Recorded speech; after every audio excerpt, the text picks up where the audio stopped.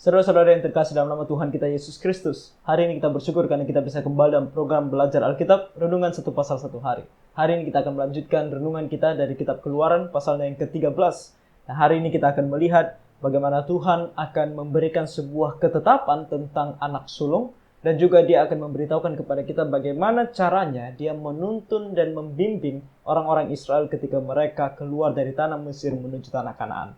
Nah, sebelum kita merenungkan firman Tuhan ini, mari kita sama-sama bernyanyi pujian nomor 307 dari KPPK yang berjudul Hari yang Bahagia.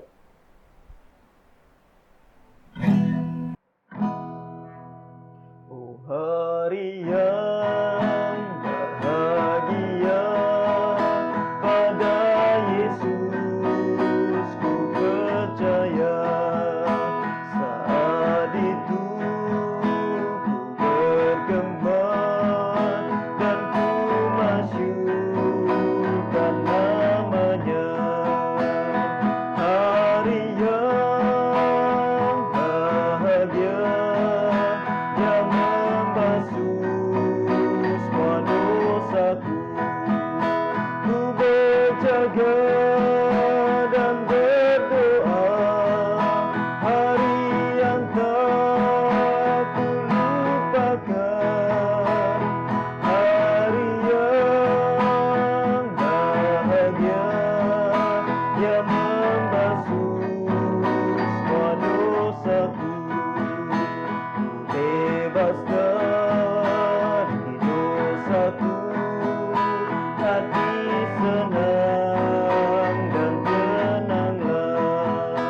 Bagi sorga bersamanya, dengan Tuhan tak terpisah.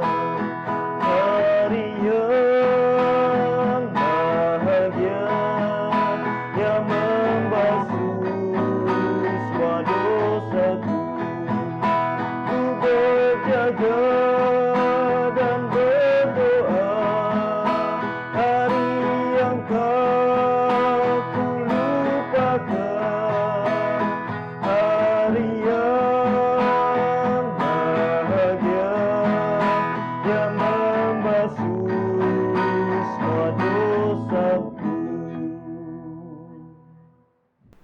Ketika kita percaya kepada Tuhan Yesus dan kita tahu bahwa segala dosa kita sudah diampuni di dalam Dia, tentu itu adalah hari yang begitu bahagia karena kita tahu bahwa keselamatan kita pasti di dalam Dia, bahwa ketika kita meninggalkan dunia ini kita pasti pergi ke surga bersama dengan Dia.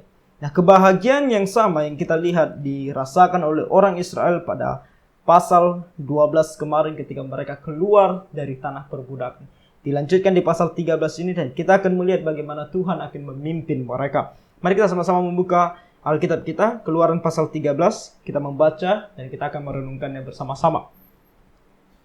Ayat pertama, berfirmanlah Tuhan kepada Musa, "Kuduskanlah bagiku semua anak sulung, semua yang lahir terdahulu dari kandungan pada orang Israel, baik pada manusia maupun pada hewan, akulah yang empunya mereka." Nah, ayat pertama dan kedua ini adalah sebuah perintah Tuhan kepada Musa untuk diaplikasikan kepada seluruh orang Israel, bahwa pada masa ini ada sebuah perintah Tuhan, yaitu untuk mengkhususkan seluruh anak sulung daripada bangsa Israel. Nah, ini adalah sebuah tujuan daripada Tuhan untuk memilih orang-orang untuk menjadi hambanya, untuk menjadi pelayan baginya. Ini adalah sebuah ketetapan untuk kepentingan pelayanan. Kenapa kita tahu akan hal itu? Karena nanti kalau kita membaca di dalam Bilangan pasal 3 dan juga dalam pasalnya yang ke-18, kita akan tahu bahwa kemudian peran daripada seluruh anak sulung ini akan digantikan oleh orang Lewi. Jadi sebelum orang Lewi nantinya terpilih menjadi sebuah suku yang melayani Tuhan secara full time di rumah Tuhan atau di bait Allah atau di kemah suci, sebelum mereka, anak-anak sulung ini adalah mereka yang dipilih Tuhan untuk melayani Tuhan. Nah, saudara harus tahu konteks. Konteksnya adalah, ini adalah sebuah hal yang diperintahkan Tuhan untuk mereka lakukan ketika mereka masih baru saja keluar dari tanah Mesir dan nanti akan berhenti di dalam kitab Bilangan. Oke. Jadi ini adalah sebuah perintah khusus Yang dimana Tuhan nantinya dapat mengubah konsep yang dia inginkan siapa yang melayani dia. Nah, hal-hal ini kita akan melihat terus-menerus di dalam firman Tuhan. Tentang sekarang kita melihat anak sulung yang diperintahkan Tuhan, semua anak sulung akan melayani dia. Kemudian nanti anak sulung ini akan digantikan oleh orang Lewi. Dan kemudian nanti orang Lewi, karena nantinya bait Allah sudah tidak ada, dan kemudian setelah Tuhan Yesus datang ke dalam dunia, orang Lewi tidak lagi melayani Tuhan di dalam gereja, maka dimulai dengan para rasul. Kemudian dari para rasul muncullah bapak-bapak gereja yang mulai daripada saat itu yang kita kenal sebagai pendeta, penginjil, pengkhotbah zaman sekarang. Oke, jadi ini bukan sebuah hal yang kalau dikatakan sekarang tidak ada lagi yang namanya rasul. Sekarang hanya pendeta atau pengkhotbah atau penginjil, hanya itu yang ada. Ini bukan sesuatu hal yang kita ambil atau kita katakan tanpa konsep. Kita melihat konsep yang diberikan oleh Tuhan. Masing-masing kedudukan ini atau sebutan ini memiliki perannya masing-masing di dalam sejarah umat Tuhan. Pada saat ini kita akan melihat bahwa orang atau anak-anak sulung daripada orang Israel yang melayani Tuhan. Nah, tentang bahwa rasul sudah tidak ada lagi, hanya pendeta yang ada, penginjil, pengkhotbah zaman sekarang, hamba Tuhan full time, hanya itu yang ada. Kita akan membahasnya nanti. Oke, mungkin kita mau bertanya sekarang mengapa hal itu, kenapa tidak ada lagi rasul, kenapa tidak ada lagi nabi yang seperti di dalam Alkitab. Nanti kita akan bahas. Ketika kita membaca sampai kitab Perjanjian Baru, kita akan menyadari akan hal itu. Oke, Tuhan memberitahukan kita semuanya tentang apa-apa saja yang perlu kita ambil sebagai prinsip sehingga kita tahu apa yang terjadi saat ini.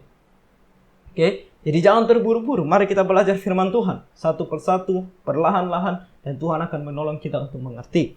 Oke, dan di sini dikatakan bahwa mereka anak-anak sulung inilah yang menjadi pelayan-pelayan Tuhan.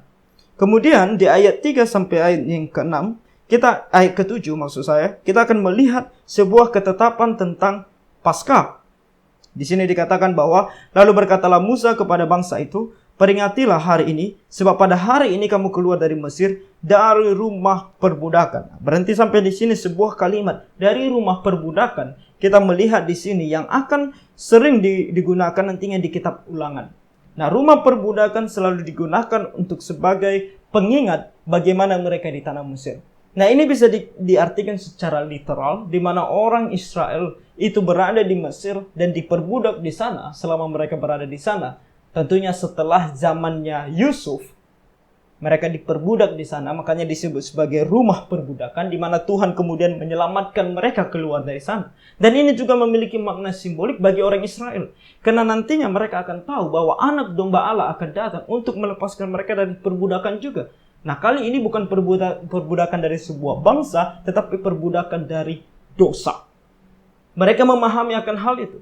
Jadi ketika dikatakan sini dari rumah perbudakan, karena dengan kekuatan tangannya, Tuhan telah membawa kamu keluar dari sana, sebab itu tidak boleh dimakan sesuatu pun yang beragi. Nah, perkataan Tuhan di sini bukan berarti roti yang tidak beragi itu mengandung sesuatu hal yang spesial. Bukan itu. Intinya di sini adalah, kalau kamu menyadari bahwa Tuhan sudah menyelamatkan kamu, maka apapun perintah Tuhan, kamu harus ikuti. Saat ini perintah Tuhan adalah kamu memakan roti tidak beragi. Dan Tuhan mau melihat bahwa kamu betul-betul taat kepadanya. Ketaatan yang paling penting di sini. Oke, jadi apa yang Tuhan berikan di sini adalah sebuah perintah yang bukan berarti dari makanan tersebut mengandung sesuatu yang luar biasa atau mujizat atau apapun. Bukan. Tetapi yang paling penting adalah ketaatan itu. Ketika kamu menyadari bersyukur kepada Tuhan atas kelepasan yang Dia berikan kepada kamu, maka kamu dengan sendirinya secara otomatis harusnya mau menaati Dia. Jadi itu dikatakan oleh Tuhan di sini, karena Dia yang melepaskan kamu dari sana, sebab itu tidak boleh dimakan sesuatu pun yang beragi. Ikuti perintahnya, taat kepada perintahnya. Hari ini kamu keluar dalam bulan Abib. Nah, kemarin kita tahu ini adalah bulan yang pertama. Kalau kita membaca pasal yang ke-12.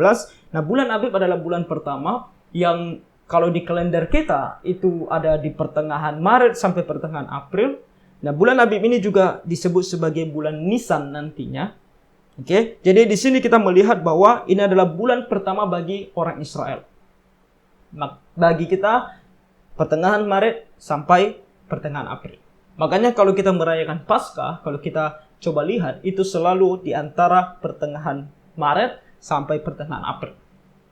Oke, karena di sanalah dimulai Paskah bagi orang Israel.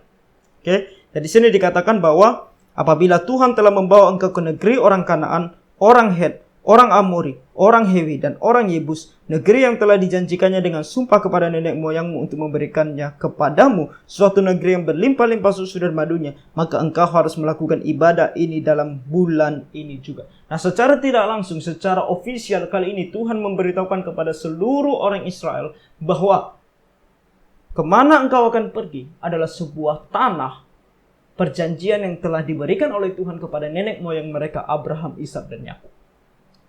Dan sesampainya mereka di sana, perintah Tuhan adalah kamu akan terus merayakan perayaan ini. Tidak boleh tidak. Makanya nanti kita tahu sampai kedatangan Tuhan Yesus ke dalam dunia, mereka masih terus merayakan perayaan ini.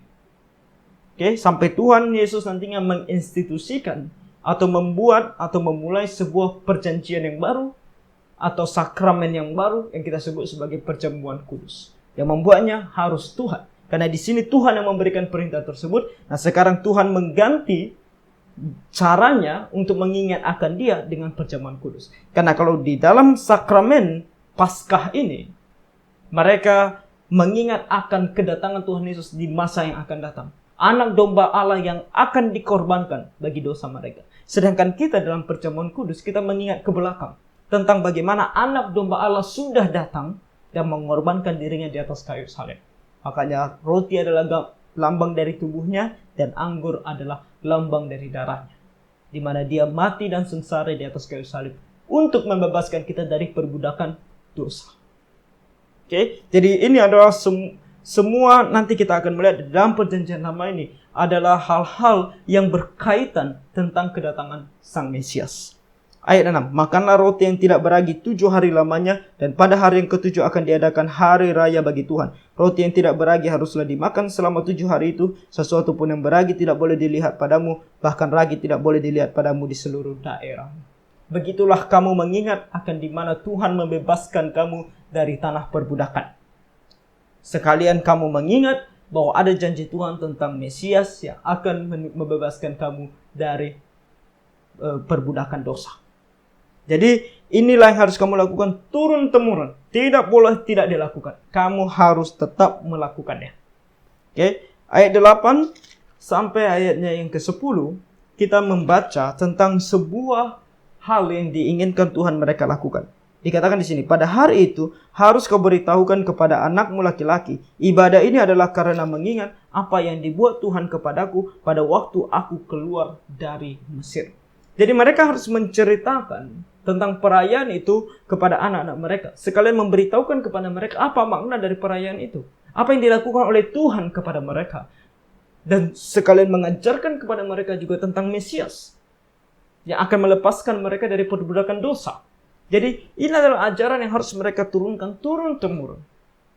Ingat pada masa itu Alkitab hanya dituliskan sebagian. Musa sedang menuliskan kitab Kejadian, Keluaran, Imamat, Bilangan, Ulangan. Dan ini yang harus mereka turunkan turun-temurun menceritakan kepada anak-anak mereka. Dan di sini dikatakan di ayat 9, hal itu bagimu harus menjadi tanda pada tanganmu dan menjadi peringatan di dahimu, supaya hukum Tuhan ada di bibirmu, sebab dengan tangan yang kuat Tuhan telah membawa engkau keluar dari Mesir. Nah, perwujudan literal dari apa yang dikatakan di ayat 9 ini adalah sebuah kotak kecil yang berwarna hitam yang diletakkan di dahi atau tangan orang dewasa pada waktu doa pagi mingguan. Nah, bagi orang Yahudi sekarang pun mereka masih menggunakan yang disebut sebagai tefillin. Oke, tefillin adalah sebuah kotak hitam di mana di dalamnya dituliskan firman Tuhan dan kemudian mereka menaruhnya di dahi mereka atau di tangan mereka untuk menjadi peringatan tentang apa yang Tuhan pesankan. Haruslah kau pegang ketetapan ini pada waktunya yang sudah ditentukan dari tahun ke tahun. Jadi tidak boleh tidak kamu lakukan. Setiap tahun harus dirayakan. Kenapa? Pertama, untuk ketaatan kepada Tuhan, perintah Tuhan kamu harus taati. Kedua, untuk mengingatkan kamu. Manusia gampang lupa. Saudara-saudara, kita mungkin kadang berpikir, Kenapa kita harus membaca Alkitab terus-menerus? Kejadian sampai Wahyu, terus baca lagi Kejadian sampai Wahyu, baca lagi Kejadian sampai Wahyu. Seolah-olah itu saja yang kita baca. Pertama, ketika kita membaca pertama kali, akan berbeda ketika kita membaca kedua kali, ketiga kali, keempat kali, kelima kali. Mengapa berbeda? Akan ada sesuatu hal yang selalu baru kita temukan. Mengapa? Bukan karena firman Tuhan berubah, tetapi karena kita berubah. Kita sudah dewasa secara iman kita, pengetahuan kita akan firman Tuhan. Sehingga ketika kemarin, waktu pertama kali kita baca, kita hanya tahu kitab Kejadian, tanpa menghubungkannya dengan kitab-kitab lain. Sehingga kita hanya bisa mencakup apa yang disampaikan oleh kitab Kejadian, tanpa melihat konteksnya secara keseluruhan. Tapi setelah membaca 20 kali, kita secara garis besar mengingat apa yang sudah terjadi dari kitab Kejadian sampai Wahyu. Sehingga ketika kita membaca kitab Kejadian, kita tahu, oh kenapa nantinya di dalam Injil Tuhan berkata demikian. Oh ternyata karena demikian di dalam kitab Kejadian. Hal-hal seperti itu kita akan temukan ketika kita membaca firman Tuhan terus-menerus. Hal yang kedua adalah karena kita manusia gampang lupa.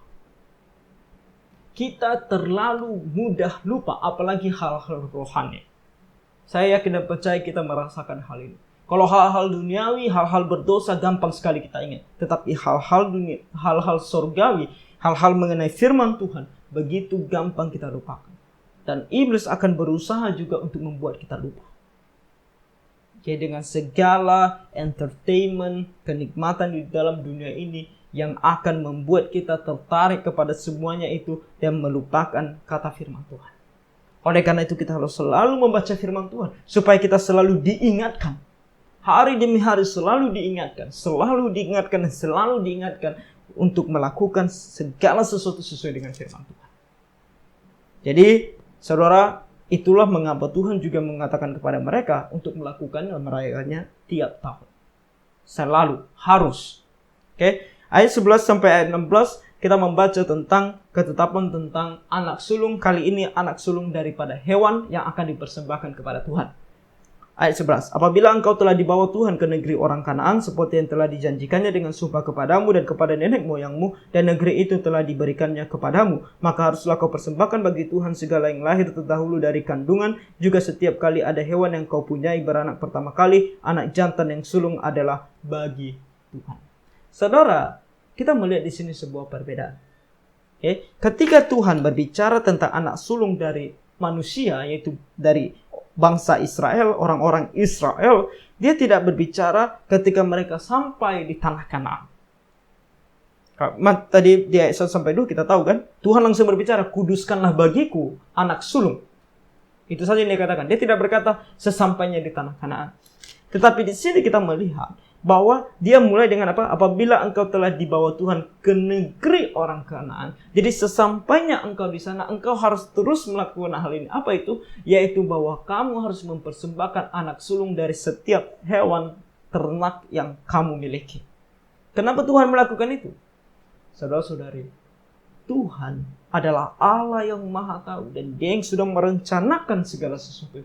Dia tahu bahkan sebelum orang Israel nanti sampai di tanah Kanaan, persembahan anak sulung untuk menjadi pelayan Tuhan daripada bangsa Israel akan berhenti ketika Lewi atau suku Lewi menjadi pelayan bagi Tuhan. Itu sebelum mereka masuk ke tanah Kanaan. Saudara-saudara, Tuhan mengetahui segala sesuatu yang terjadi di masa yang akan datang. Dan dia juga sudah merencanakan semuanya. Jadi, kita melihat di sini. Firman Tuhan Alkitab yang kita baca. Ketika Musa menuliskan hal ini. Dia sedang menuliskan ini dengan pimpinan daripada Roh Kudus. Yaitu yang Roh Tuhan sendiri yang menafaskan, yang mengilhamkan firman Tuhan ini. Sehingga dia juga bisa menuliskan hal-hal yang terjadi di masa yang akan datang. Itulah mengapa kita begitu percaya bahwa Alkitab ini tidak lain dan tidak bukan adalah firman Tuhan. Karena apa yang dikatakannya selalu benar, apa yang dinubuatkan tentang masa yang akan datang itu selalu benar dan tepat, tidak pernah meleset. Itulah firman Tuhan yang kita sedang baca ini. Jadi bersyukur Tuhan begitu luar biasa menjaga firman Tuhan ini dari generasi ke generasi sampai kepada kita, sampai kepada anak cucu kita nanti sempurna tanpa kesalahan untuk kita. Di sini kita lihat di ayat 11 dikatakan demikian, ayat 12, maka haruslah kau persembahkan bagi Tuhan segala yang lahir terdahulu dari kandungan, juga setiap kali ada hewan yang kau punyai beranak pertama kali, anak jantan yang sulung adalah bagi Tuhan. Ini bukan kalimat-kalimat yang dipenggal-penggal, bukan, tetapi ini kalimat yang satu, artinya anak yang sulung. Anak yang sulung dari mana? Dari hewan yang kau punyai, dan yang jenis apa? Yang jantan. Oke, yang jantan itu yang diinginkan oleh Tuhan untuk dipersembahkan kepada Tuhan. Ayat 13, tetapi setiap anak keledai yang lahir terdahulu kau tebuslah dengan seekor domba. Nah, kenapa Tuhan katakan demikian? Karena nanti kita akan membaca lebih lanjut bahwa keledai bagi Tuhan adalah binatang yang najis. Oke, yang tidak mau dia digunakan untuk mempersembahkan atau dipersembahkan kepada Tuhan. Jadi kalau kamu memiliki ternak atau ternakmu adalah keledai, nah anak sulungnya kamu jangan persembahkan kepada Tuhan, tetapi kamu harus tebus dengan domba. Oke, jadi kamu ganti dengan domba. Atau jika engkau tidak menebusnya, engkau harus mematahkan batang lehernya. Jadi kalau engkau tidak menebusnya atau tidak mengambil domba untuk menggantikan dia, maka anak sulung itu harus kamu bunuh.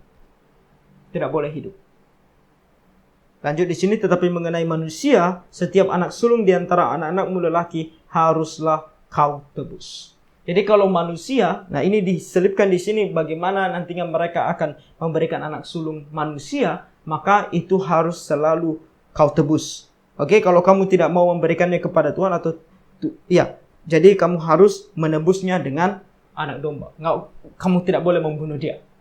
Oke, ayat 14. Dan apabila anakmu akan bertanya kepadamu di kemudian hari, apakah artinya itu? Maka haruslah engkau berkata kepadanya, dengan kekuatan tangannya Tuhan telah membawa kita keluar dari Mesir, dari rumah perbudakan. Intinya adalah Tuhan adalah Allahnya kita dan Dia berkuasa atas kita. Lihat bagaimana Dia membunuh semua anak-anak sulung di Mesir, tetapi menyelamatkan setiap anak sulung di Israel. Kuasanya yang begitu luar biasa, yang begitu mengasihi kita. Tidakkah sepantasnya kita sebagai anak-anaknya mengikuti segala perintah, termasuk mempersembahkan anak sulung kepadanya. Itu pesan. Jadi pesan ini adalah pesan yang harus diberikan turun-temurun kepada setiap manusia. Bahwa mereka harus tahu satu-satunya Allah yang begitu berkuasa adalah Allahnya Abraham, Ishak, dan Yakub. Sehingga yang terbaik yang bisa diberikan oleh seseorang, yaitu anak sulung, itu milik Allah. Karena Dia adalah Allah yang Maha Kuasa. Tidak ada Allah seperti Dia. Jadi harus diberikan kepada Dia. Ayat 15. Sebab ketika Firaun dengan tegar menolak untuk membiarkan kita pergi, maka Tuhan membunuh semua anak sulung di tanah Mesir dan anak sulung manusia sampai anak sulung hewan. Itulah sebabnya maka aku biasa mempersembahkan kepada Tuhan segala binatang jantan yang lahir terdahulu dari kandungan, sedang semua anak sulung di antara anak-anakku lelaki kutebus. Hal itu harus menjadi tanda pada tanganmu dan menjadi lambang di dahimu, sebab dengan kekuatan tangannya Tuhan membawa kita keluar dari Mesir. Nah, sesampainya nanti di Kanaan, tidak ada lagi namanya persembahan atau anak sulung menjadi pelayan Tuhan, karena sudah digantikan oleh orang Lewi. Tetapi anak sulung tetap adalah milik Tuhan, sehingga harus ditebus dengan domba. Jadi ketika anak sulung lahir, mereka akan menebusnya dengan domba, mempersembahkan kepada Tuhan domba, agar ini menunjukkan kepada mereka ucapan terima kasih mereka yang besar kepada Tuhan, dan juga kepercayaan mereka bahwa sesungguhnya anak sulung yang mereka miliki itu adalah milik Tuhan. Yang terbaik yang bisa mereka berikan kepada Tuhan adalah milik Tuhan. Kita melihat di sini Tuhan yang luar biasa mau supaya anak-anaknya atau umat menunjukkan ucapan terima kasih dan menunjukkan iman mereka kepadanya, bahwa mereka sungguh percaya bahwa Dia adalah satu-satunya Tuhan yang hidup dan yang benar, dan percaya kepada kuasanya yang begitu luar biasa dengan mempersembahkan yang terbaik bagi Dia. Dan prinsip ini tetap sampai saat ini, sampai kita di dalam gereja. Apa yang kita persembahkan kepada Tuhan, itu adalah hal yang harus kita yakini, yang harus kita betul-betul pastikan itu yang terbaik yang datang daripada kita untuk Tuhan. Sebab apa yang terbaik yang kita miliki di dalam dunia ini tidak ada apa-apanya dibandingkan kasih Tuhan yang begitu besar kepada kita, sehingga dia rela mengorbankan anaknya yang tunggal untuk mati atas kayu salib, menebus kita dari dosa. Lalu mengapa kita tidak bisa memberikan yang terbaik kepada Tuhan? Selalu berikan yang terbaik kepada Tuhan. Jangan hitung-hitungan dengan Tuhan. Karena kalau Tuhan hitung-hitungan dengan kita mati di dalam api neraka. Tetapi karena Tuhan tidak pernah hitung-hitungan kepada kita, sebenarnya segala sesuatu yang kita miliki saat ini bukan lagi milik kita, melainkan milik Tuhan. Tetapi Tuhan memberikan kita yang namanya kehendak pribadi, kehendak bebas untuk memilih mana yang mau kita persembahkan kepada Tuhan. Jadi ketika kita diberikan kebebasan demikian, jangan kita menyalahgunakannya dengan memberikan yang paling buruk, atau menurut kita itu paling baik, tapi siapapun yang melihatnya itu bukan yang terbaik daripada kita. Jadi saudara, jangan membohongi Tuhan. Tuhan tahu isi hati. Apa yang selalu kita berikan kepada Tuhan?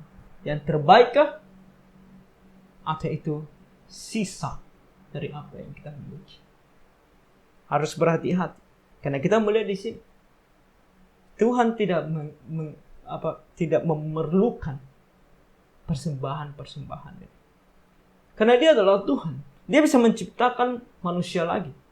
Dia bisa menciptakan baginya orang-orang yang melayani dia. Dan tanpa orang-orang melayani dia, dia bisa melakukan apa saja yang dia mau. Dia tidak membutuhkan semuanya ini. Tetapi dia mau kita berinteraksi dengan dia. Sebagai anak-anaknya, berinteraksi dengan dia untuk menunjukkan rasa kasih dan cinta kita kepada dia. Dan saudara, kita tahu ini di dalam kehidupan kita, contohnya bersama dengan orang tua kita. Kalau kita mengasihi mereka, jangankan mereka meminta, kita pasti di dalam diri kita sendiri ingin melakukan sesuatu untuk mereka. Itu ketika kita masih bisa berinteraksi dengan mereka. Kita akan melakukan sesuatu untuk mereka dan memberikan sesuatu kepada mereka yang terbaik daripada kita. Karena kita mengasihi mereka. Nah bayangkan, contohnya saya. Ayah saya sudah tidak ada. Saya mau berinteraksi dengan dia. Yaitu dengan mau memberikan sesuatu kepada dia. Bisa? Tidak bisa lagi. Karena dia sudah meninggal dunia. Dia tidak ada lagi di sini. Nah dengan Tuhan, itu berbeda. Dalam artian, karena Tuhan itu ada atau dia ada di sini secara wujud, dia tetap ada. Dan dia mau kita senantiasa berinteraksi dengan dia. Dan kita kalau kita mengasihi dia, maka kita mau menyerahkan yang terbaik untuk dia. Karena kita mengasihi dia. Dan dia sudah katakan, apa yang kita lakukan di dalam dunia ini untuk memperluas kerajaannya adalah cara kita untuk berinteraksi dengan dia, untuk memberikan yang terbaik kepada dia. Makanya saat ini kalau di gereja kita memberikan persembahan kita di gereja. Nah itu bukan untuk gereja itu sendiri semata-mata, tetapi untuk Tuhan. Karena ini adalah pekerjaan Tuhan di dalam dunia ini. Tentu Tuhan tidak memerlukan uang kita untuk melaksanakan pekerjaannya. Tetapi demikianlah kita. Karena kita mengasihi dia dan mengasihi pekerjaannya. Kita mau mensupport pekerjaannya. Dan kita mau memberikan yang terbaik. Sehingga yang terbaik yang kita berikan bisa dipakai untuk melaksanakan yang terbaik. Untuk kemuliaan nama Tuhan. Di rumah Tuhan dan di dunia ini. Itulah konsepnya, prinsipnya sama. Karena kita memiliki Allah yang sama dengan apa yang dituliskan di dalam perjanjian lama ini. Bukan Allah yang berbeda. Sifat karakternya tetap selama-lamanya. Dia tidak pernah berubah. Lanjutkan di sini di ayat 16, hal itu harus menjadi tanda pada tanganmu dan menjadi lambang di dahimu, sebab dengan kekuatan tangannya Tuhan membawa kita keluar dari Mesir. Dengan kekuatan tangannya dia membawa kita keluar dari Mesir. Dengan kekuatan tangannya dia melepaskan kita dari perbudakan dosa. Oleh karena itu kita pun harus memberikan yang terbaik kepada dia. Ayat 17 sampai ayat 22 kita membaca tentang bagaimana Tuhan menuntun dan memelihara bangsa Israel selama perjalanan mereka.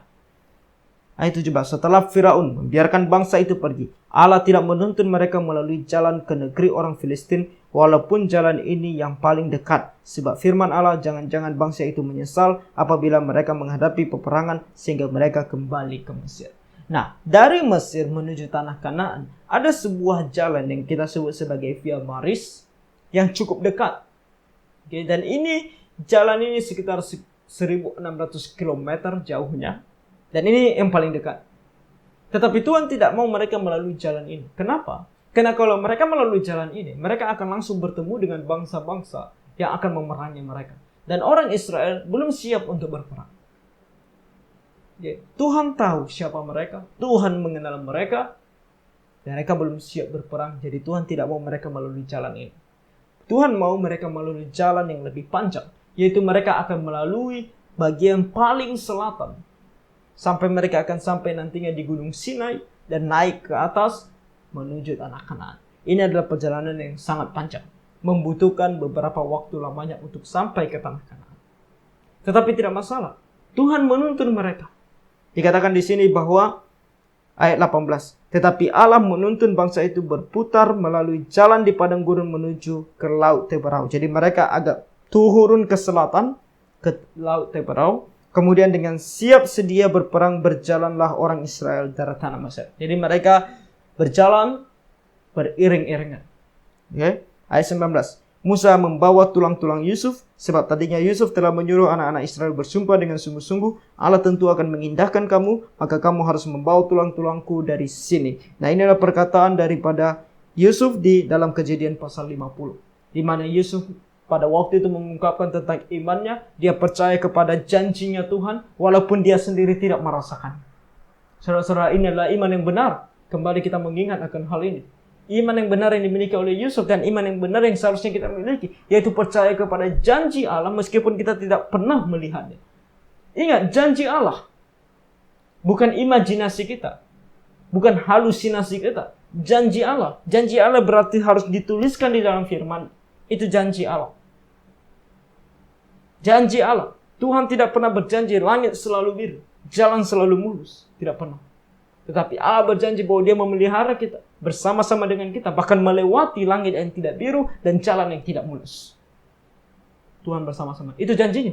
Jadi ketika melewati jalan yang tidak mulus, melewati langit yang tidak biru, di bawah langit yang tidak biru kita bisa tenang dan merasa nyaman meskipun susah. Karena kita tahu Tuhan bersama-sama dengan kita. Jadi jangan berhalusinasi. Jangan berhalusinasi dan berimajinasi seolah-olah Tuhan sudah mengatakannya. Yaitu bahwa kesusahan tidak akan datang, penyakit tidak akan menyentuh kita, apapun itu.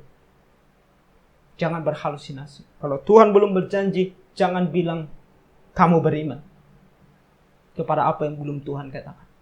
Berimanlah kepada apa yang sudah Tuhan katakan. Demikian juga Yusuf. Karena Tuhan memang sudah mengatakannya bahwa keturunan mereka, anak cucu mereka akan masuk ke tanah Kanaan. Oleh karena itu dia bilang apa? Bawalah tulang-tulangku bersama dengan kamu ketika kamu nanti keluar dari Mesir. Dan Musa mengingat akan hal itu. Sebuah kisah yang diceritakan turun-temurun dan dia mengingatnya. Dia membawa tulang-tulang Yusuf. Ayat 20. Katakan demikianlah mereka berangkat dari Sukot dan berkemah di Etam di tepi padang gurun. Nah, Sukot dan Etam adalah dua tempat yang sangat sulit ditemukan di mana lokasinya. Tapi itu sekitar dekat dengan Laut Teberau. Oke, Sukot dengan Etam. Tuhan berjalan di depan mereka pada siang hari dalam tiang awan untuk menuntun mereka di jalan, dan pada waktu malam dalam tiang api untuk menerangi mereka, sehingga mereka dapat berjalan siang dan malam. Beginilah Tuhan menyertai mereka. Nah, tiang awan dan tiang api adalah dua tiang yang menjadi simbol kehadiran Allah. Dengan adanya kedua tiang ini mereka tahu bahwa Tuhan beserta dengan mereka. Nah, tiang awan di waktu siang hari bukan hanya sekedar memimpin mereka kemana mereka harus pergi, tetapi juga melindungi mereka. Melindungi mereka dari teriknya matahari di padang gurun. Kemudian tiang api bukan hanya sekedar memperlihatkan kepada mereka jalan, juga memberikan mereka kehangatan di waktu malam. Karena kondisi cuaca di padang gurun, kalau itu panas, panas sekali. Kalau itu dingin, dingin sekali. Oke, jadi Tuhan di sini bertindak cukup untuk mereka. sesuai dengan kondisi dan keadaan mereka. Kembali, prinsip, karakter Tuhan kita melihat di sini. Bagaimana Tuhan memimpin, memelihara umatnya.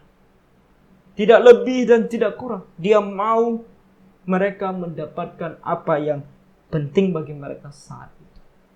Selalu Tuhan dengan kebijaksanaan, dengan hikmatnya, bertindak berbeda di dalam memelihara, memimpin umatnya. Kali ini dengan tiang awan dan tiang api. Nanti kita tahu melalui nabi-nabinya. Nanti juga kita akan tahu melalui rasul. Nanti kita akan tahu dengan firman yang sudah dituliskan. Itulah cara Tuhan yang berbeda-beda. Tetapi selalu cukup untuk membuat kita sadar bahwa Dia selalu bersama dengan kita. Selalu cukup untuk membuat kita tahu kemana kita harus pergi, apa yang harus kita lakukan, dan apa yang Dia inginkan kita kerjakan di dalam kehidupan kita. Selalu cukup. Untuk itu semua, untuk kemuliaan namanya, dan untuk menjadi berkat di dalam kehidupan kita dan orang-orang lain di sekitar kita. Itulah Tuhan kita. Bagaimana Dia memelihara bangsa Israel di padang gurun, demikianlah Dia akan senantiasa memelihara kehidupan kita. Meskipun di dalam kematian. Mungkin saya pernah membicarakan hal ini, atau kita pernah mendengar tentang begitu banyak hamba Tuhan yang bukan hanya hidup diberkati oleh Tuhan dengan pelayanan yang baik kemudian mati dengan tenang. Tetapi ada juga begitu banyak hamba-hamba Tuhan yang hidup melayani Tuhan di dalam penderitaan, bahkan mati di dalam penderitaan. Contohnya John Huss. John Huss, dia melayani Tuhan dengan begitu setia kepada firman Tuhan. Tetapi kemudian dia mati dengan cara dibakar. Tetapi yang kita tahu di dalam sejarah, kematiannya dengan cara dibakar tidak membuat dia berteriak dan merasa kesakitan dan bahkan menyalahkan Tuhan. Melainkan dia dibakar sambil bernyanyi. Dan banyak lagi hamba Tuhan lain yang mati dengan dilempari batu, dibakar, dipenggal, dianiaya sampai mati. Dan saya selalu percaya bahwa Tuhan memberikan mereka anugerahnya yang cukup di dalam melalui kesakitan yang kita pun tidak berani untuk mengimajinasikan atau membayangkannya. Tapi Tuhan pasti memberikan anugerahnya yang cukup untuk melalui hal itu. Makanya mereka bisa melakukan. Di dalam setiap kehidupan kita, mudah, gampang, ataupun sulit dan bahkan sangat sulit, kita anak-anak berdoa kepada Dia dan tahulah bahwa Dia menyertai kita. Bukan semata-mata Dia akan langsung mengambil kesulitan itu daripada kita, atau tidak membiarkan kesulitan itu untuk datang kepada kita. Tetapi ketika pun kesulitan itu menghampiri kita, ataupun kesulitan itu tidak pergi-pergi daripada kita, Dia tetap ada di sana dan memelihara kita dan selalu memberikan anugerahnya yang cukup untuk kita. Itu yang akan Dia lakukan. Itulah Tuhan kita. Di sini katakan di ayat 22, dengan tidak beralih tiang awan itu tetap ada pada siang hari dan tiang api pada waktu malam di depan bangsa itu. Setia senantiasa tanpa absen. Demikianlah Tuhan akan memelihara kita. Jadi saudara, bagi kita yang belum percaya kepada Tuhan, percayalah kepada Tuhan. Sungguh-sungguh. Sebab kita membaca di sini kuasa Tuhan yang luar biasa dan pemeliharaan yang luar biasa kepada kita, kepada umat. Dan kita yang sudah percaya kepada Tuhan, mengapa kita masih bersungut-sungut di dalam kehidupan kita? Mengapa kita masih tidak melayani Tuhan dalam kehidupan kita? Kenapa kita masih berlaku curang hanya untuk mendapatkan makanan, hanya untuk mendapatkan kenikmatan-kenikmatan duniawi ini? Kenapa kita masih terlena dengan begitu banyak kenikmatan duniawi ini? Sementara Tuhan yang kita percaya adalah Dia yang telah menyelamatkan kita dari segala dosa kita, dan yang berjanji akan memelihara kita dan senantiasa bersama dengan kita selama-lamanya. Marilah kita sungguh-sungguh mengikuti Dia dan melakukan apa yang benar sesuai dengan firman-Nya, dan tidak pernah bersungut-sungut, tidak pernah khawatir meskipun melalui saat-saat yang sangat sulit, karena kita tahu Dia bersama dengan kita. Jadi kiranya Tuhan menolong kita semua. Tuhan memberkati.